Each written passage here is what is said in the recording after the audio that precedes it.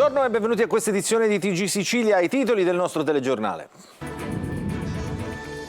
Identificati e denunciati i responsabili dell'aggressione a un giovane motociclista al Tondo Gioeni a Catania. Controlli a tappeto nella zona, scatta il piano antirisse della prefettura nei luoghi della movida.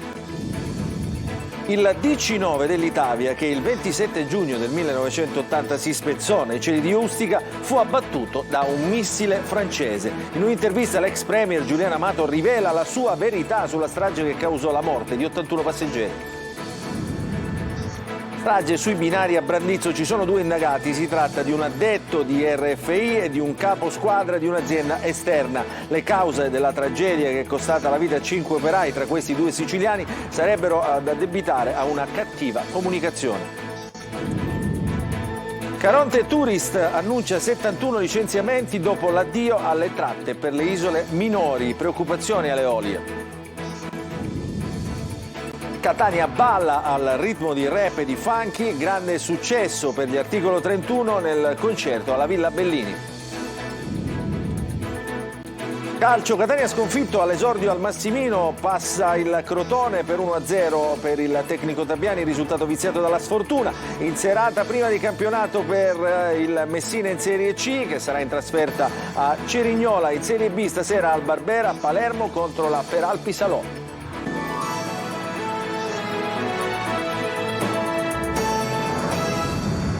Buongiorno e benvenuti a questa edizione di TG Sicilia. Apriamo con la cronaca: aggressione al Parco Gioeni di Catania. Sono stati identificati i 2 presunti responsabili che nella notte tra sabato e domenica scorse hanno pestato un 18enne. Il servizio è di Emanuela Corsi. Sono stati identificati e denunciati i 2 presunti responsabili dell'aggressione avvenuta nel Parco Gioeni di Catania. L'episodio si è verificato tra la notte di sabato e domenica scorsi in via Albertone Matteo. Un giovane, come vediamo in queste immagini amatoriali, che si trovava a passare con la propria motocicletta, è stato colpito, fatto cadere dal mezzo e picchiato selvaggiamente. Il tutto senza alcun apparente motivo. La scena ripresa è finita subito sui social, diventando virale. Sono state proprio queste immagini a permettere agli investigatori del commissariato Borgognina di inchiodare i 2 bulli. Si tratta di 2 giovani catanesi incensurati di 23 e 20 anni, adesso indagati in concorso tra loro per il reato di lesioni personali aggravate.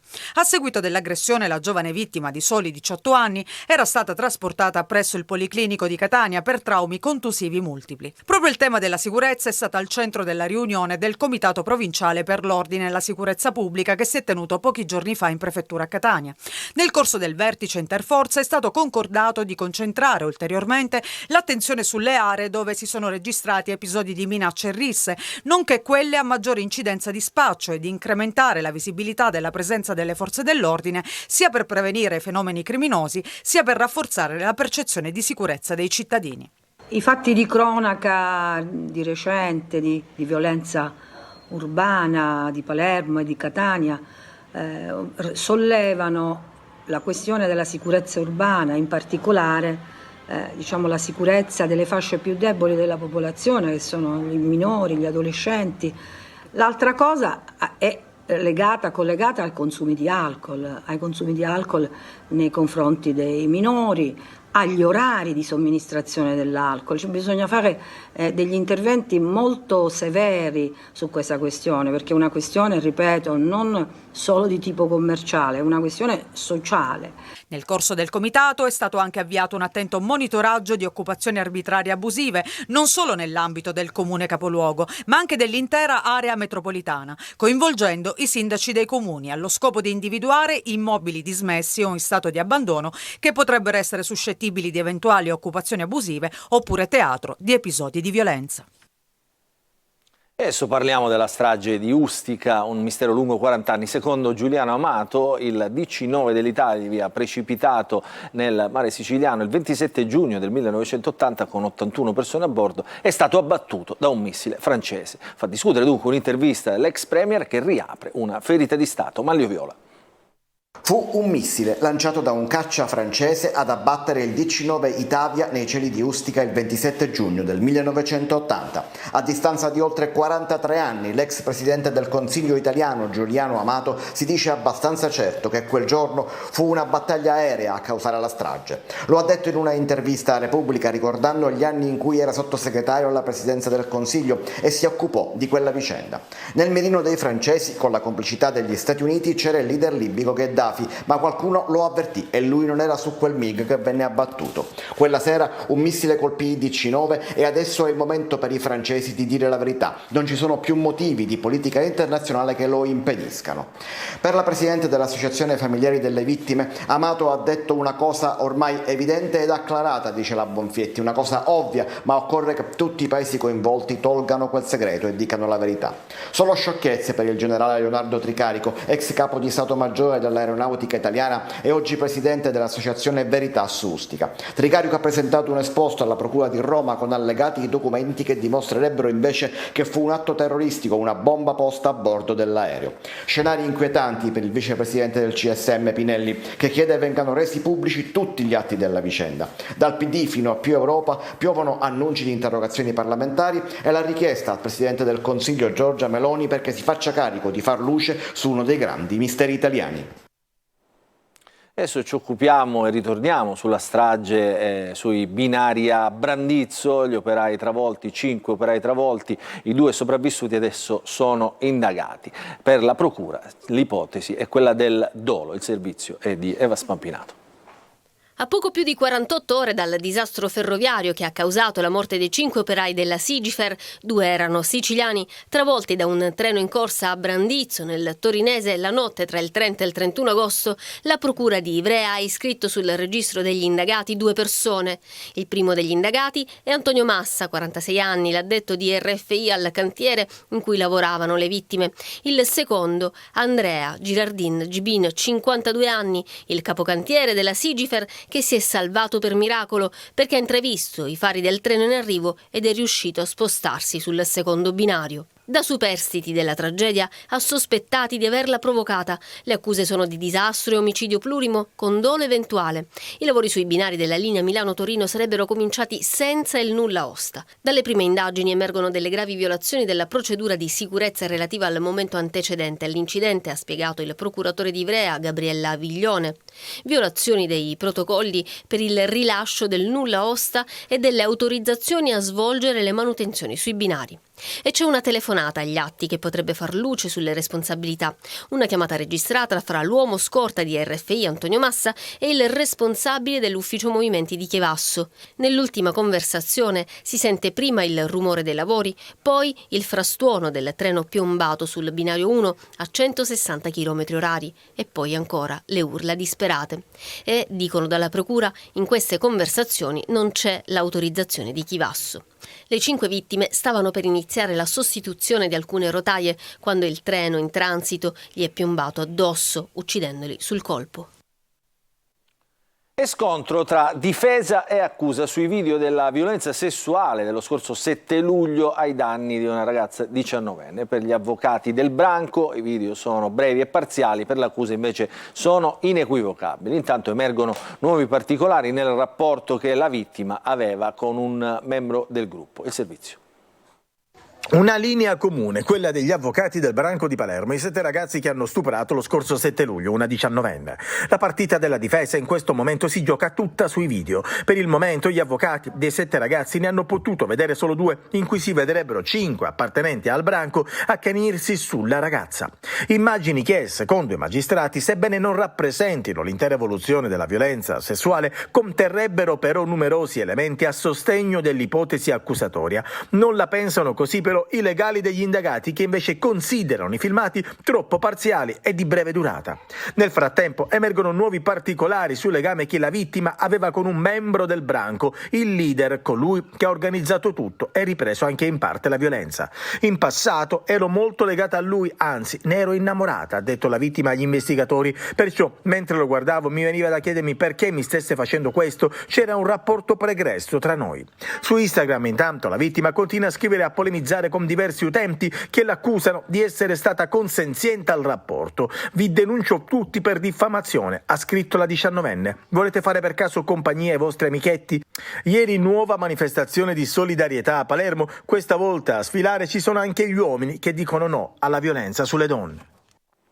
Adesso ci occupiamo di lavoro. Caronte Tourist annuncia 71 licenziamenti dopo l'addio alle tratte per le isole minori. Dalle Eolie c'è preoccupazione, mentre la Regione si muove per assegnare i servizi di collegamento navale attraverso una procedura negoziata. Francesco Triolo. Dal 30 settembre Caronte Tourist Isole Minori non eserciterà più i collegamenti da e verso le isole Eolie, le Egadi e Ustica ed è pertanto costretta al licenziamento collettivo di tutto il personale alle proprie dipendenze che vi è attualmente adibito. Così la compagnia di navigazione messinese ha avviato la procedura di licenziamento collettivo per un totale di 71 dipendenti, 8 comandanti, 4 primi ufficiali, 3 secondi ufficiali, 7 direttori di macchina, 7 nostromi, 23 marinai, 4 giovani di coperta, 4 mozzi, 8 operai motoristi e 3 comuni di macchina. La vicenda nasce dal sequestro delle 3 navi traghetto Elga, Bridge ed Ulisse ritenute non conformi al trasporto di persone a mobilità ridotta. Una tesi questa sempre respinta dall'armatore. Una situazione che preoccupa non poco alle isole Eolie. Gli albergatori hanno evidenziato come il braccio di ferro tra Regione e Caronte Tourist sui collegamenti marittimi con le isole minori rischia di stritolare le fragili economie locali e hanno chiesto un incontro urgente con il Presidente della Regione e l'assessore Aricò. La risposta della Regione è stata l'avvio dell'iter per assegnare i servizi di collegamento navale per le isole minori attraverso una procedura negoziata. 4 i lotti previsti, il primo riguarda le isole Eolie, ha un importo complessivo di 33.600.000 euro, il secondo per le Egadi ammonta a circa 14.800.000 euro, il lotto relativo ai collegamenti con Pantelleria ha un importo di circa 24 milioni di euro, mentre l'ultimo per Ustica di circa 15 milioni e mezzo di euro. Adesso parliamo di scuola, in questo periodo si formano gli organici, sono tanti anche i docenti di sostegno che in molte parti sono precari, una situazione che penalizza prima di tutto gli studenti che ne hanno diritto perché è in condizioni di difficoltà. Lo sfogo di un insegnante di Gela diventa così virale, ce ne parla Gerry Italia. Scusami se non ci sarò, anche se non è colpa mia. Inizia così il lungo post che Denise, giovane insegnante di sostegno, ha voluto idealmente scrivere a tutti quei bambini che all'inizio di questo nuovo anno scolastico non rivedranno i loro insegnanti a causa di un sistema scolastico incongruente e spesso ipocrita che non riesce a dare continuità all'insegnamento. Il post di Denise si è trasformato in brevissimo tempo nella voce di tantissimi altri docenti in Italia che si trovano in questa situazione, un purgatorio che non dà loro certezze e danneggia alunni e famiglie che si trovano già a sostenere situazioni di difficoltà. Purtroppo ci sono tantissimi insegnanti nelle mie stesse condizioni e che vivono il precariato con demotivazione e frustrazione. Purtroppo al giorno d'oggi nessuno si sta prendendo la responsabilità di cambiare la situazione. Solo nell'ultimo anno, secondo i dati di Orizzonte Scuola, dei circa 186.000 docenti di sostegno, soltanto poco più di 80.000 avevano un contratto a tempo indeterminato, mentre il resto rimane precario. Questa mancanza di stabilità, sia per gli studenti che per i docenti, non fa altro che minare la qualità dell'istruzione offerta e la capacità di offrire un supporto efficace agli studenti che più ne hanno bisogno e che spesso sono costretti a rivolgersi a professionisti privati. Il precariato porta inevitabilmente a una condizione di disagio i bambini con disabilità e dopo i sacrifici che sono stati fatti per raggiungere, un grado di professionalità e di formazione non indifferente, è brutto che non si riesca poi veramente a metterli in pratica a causa di questo problema.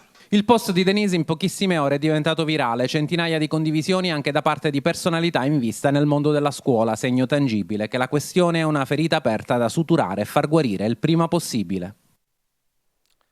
Se ne parla sempre in questo periodo, ma non si arriva mai a una soluzione condivisa. Adesso ci occupiamo di musica, grande successo per il concerto degli Articolo 31, il duo rap simbolo degli anni 90, ieri sera ha fatto scatenare il pubblico della Villa Bellini di Catania nell'ambito del cartellone estivo degli spettacoli del Catania Summer Fest. Il servizio.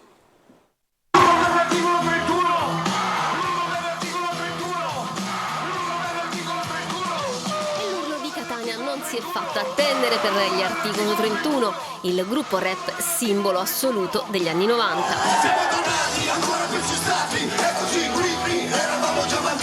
Un urlo stimolo esploso dai 10.000 della Villa Bellini, arrivati da tutta l'isola per sentire dal vivo J-Ax e DJ Jed, ricongiunti dopo una separazione durata 17 anni e adesso di nuovo insieme a far rime e saltare sul palco.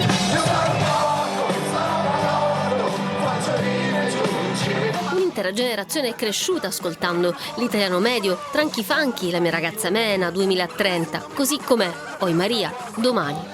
Brani racchiusi in 9 album pubblicati dal 1990 al 2006.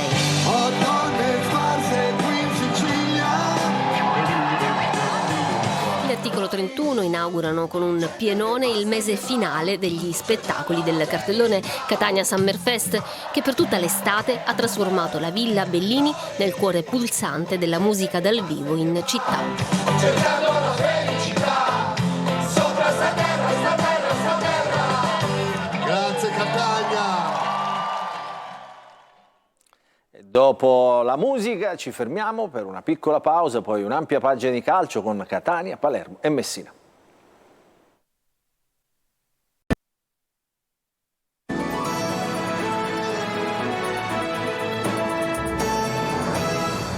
Ben trovati nella seconda parte del nostro TG Sicilia, parliamo di calcio. Come annunciato cominciamo dal Catania, che ha perso al Massimino davanti ai suoi tifosi all'esordio per 1-0 contro il Crotone. Negli occhi resta un gran primo tempo e il pienone appunto dello stadio. Rossazzurri sfortunati ma anche poco cinici. Il Crotone insomma porta via i 3 punti. Sul mercato però Silvestri e degli altri puntellano il gruppo di qualità. Il servizio di Marco Carli.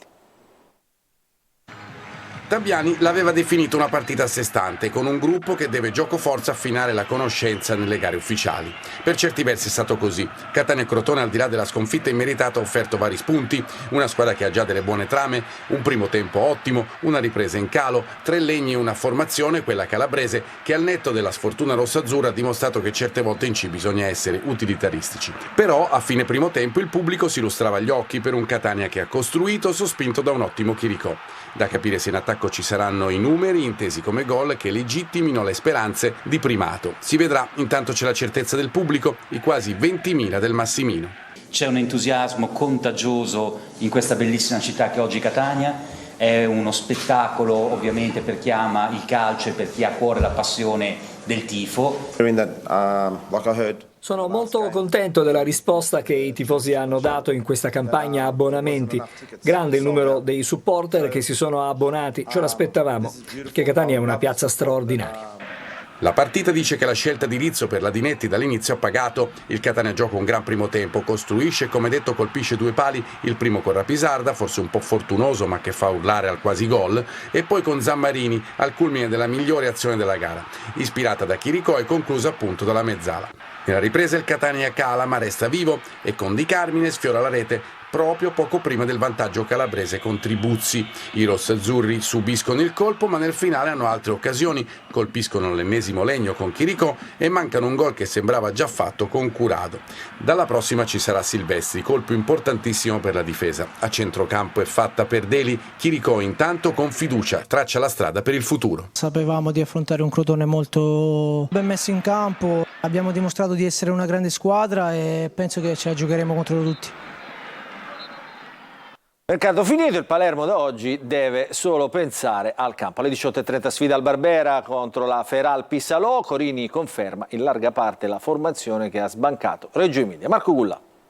Per il Palermo un mercato con il botto. L'ultimo acquisto è Mamadou Koulibaly, centrocampista di quantità e qualità, che è stato anche convocato per la partita di oggi pomeriggio al Barbera contro la Feral Pissalò.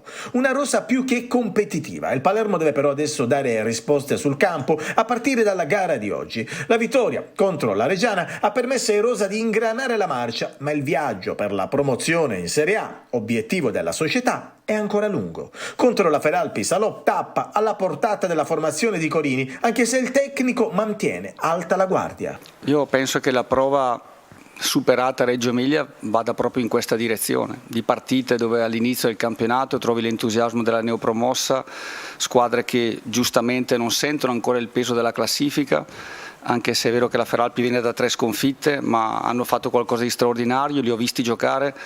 sia l'anno scorso che quest'anno, hanno idee, hanno concetti e di conseguenza hanno fatto anche delle buone prestazioni, e io penso sempre che il rispetto si deve ad ogni avversario, perché se compete nella nostra categoria vuol dire che ha valori assoluti, che in una partita può succedere di tutto, e dunque noi sappiamo bene quali saranno le difficoltà, ma vogliamo farci trovare pronti. Pronti, appunto. Il Palermo non ha alibi, deve centrare la vittoria. Corini conferma in larga parte la formazione che ha vinto sul campo della Reggiana. Il tecnico dovrebbe avere pochi dubbi nonostante le 2 gare ravvicinate, se non l'inserimento di Henderson a centrocampo dal primo minuto. Il sistema di gioco scelto è sempre il 4-3-3 di Francesco e Koulibaly. Gli ultimi arrivati sono stati convocati e vanno in panchina. Si va verso la conferma del tridente titolare. A destra quindi c'è Insigne, con Brunori, riferimento centrale, e Di Mariano a sinistra.